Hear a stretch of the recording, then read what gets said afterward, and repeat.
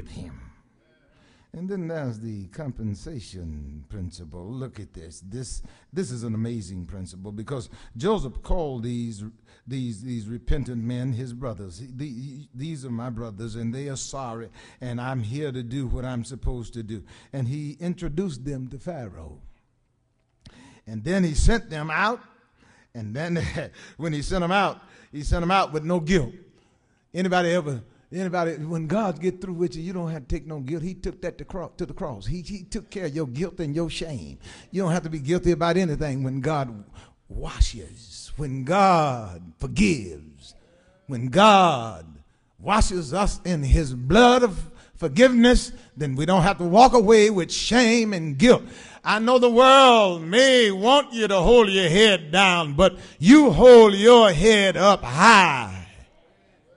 There's no shame, as somebody said, in what the Lord does. So don't worry about bringing all your stuff back. That's what he said to them. Go back. Bring my daddy back. And when I want you to leave your stuff. And you know, in Canaan, don't worry about all of that. See, because when you come back, I'm gonna give you the best land. And see that, and likewise, that's what God does for us. God saves us entirely by grace. Then he enriches us and supplies us for service. You don't have to bring anything when he saves you. He's going to supply everything you need to do his ministry. You just got to have faith. Go. And he says to us, go, and I'm with you. Whatever you need, you'll have, because I will supply. And look at verses 18 and 19. He says, bring your father and your household and come to me. I will give you the best of the land of Egypt, and you will eat the fat of the land. Look at verse 20. Also, do not be concerned about your stuff. Leave your Lexus. Leave all of that. Leave it. And you come. The best of what God has to offer can be ours. And I'm going to leave y'all when I tell you this. I don't know which way I'm going to go. I feel like tuning it up a little bit now.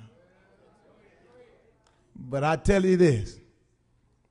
You better make sure that you don't forget the principle of communication. Those boys went back to Canaan, and they told Jacob the whole story. Jacob's heart was stopped still because he didn't believe them. And yet Joseph's words and the carts that he had sent revived him. It was evidence. Because you got to remember that when he started to believe his son was dead, all he saw was that coat of many colors that the boys had taken and slew an animal and took the blood and just spread it over the coat. And when Jacob saw it, Jacob declared he believed what he saw. And he said, surely a wild beast has taken my son and he's dead. But now God is giving him evidence that Joseph is alive. And all you got to do is pack up and come on back with the boys. And I've got everything here taken care of. Anybody believe that when the Lord sends us out, he sends us out with truckloads of grace? And if we just tell folk what the boys told Jacob in their own time, they will believe that God is the answer for the world's troubles. they'll be able to move from Aints to Saints. I know y'all don't like to talk about your ain'tness, but I don't mind talking about my ain'tness. Because I found out just because something doesn't make sense to me doesn't mean that it doesn't make sense. A lot of things that God tells us just don't make sense. Everything I've said today ought to point you to the Christ. It ought to help you understand that he's in the transforming business. And I've got you to want you to look at one more passage. And I'm going to close. If you just flip to Genesis 49, I'll leave you alone and we'll move on. But if you look at Genesis 49, you'll see verses 9 and 10. That when the old man, after they had gotten there, they settled in the land of Goshen. He saved that remnant. It was only about 70 people. But look what God would do some years later. 400 years in Egypt. He would bring that 70 to millions. Building his nation. God knows what he's doing. And when the old man was about to die, Sister Berry, he called all the boys in. And he spoke to every one of the boys. But I just want you to see verse 9 and see what he said to the boy named Judah. He said, Judah is a lion's whelp. From the prey, my son, you have gone up. He bows down and he lies down as a lion. And as a lion, who shall rouse him?